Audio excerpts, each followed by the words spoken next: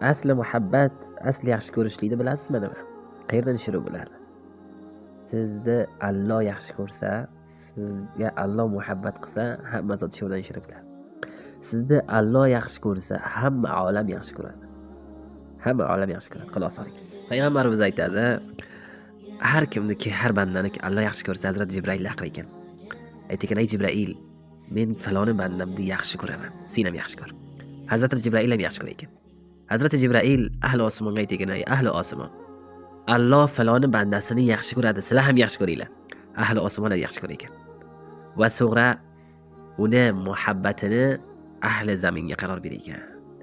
Va ahli zamin ham u insonda. Kas agar zamin va osmon meni yaxshi ko'rsin desangiz, hamma olam meni yaxshi ko'rsin desangiz, yuraklarga bo'lay desangiz, joy topay desangiz, avval o'z qalbingizni pok qiling.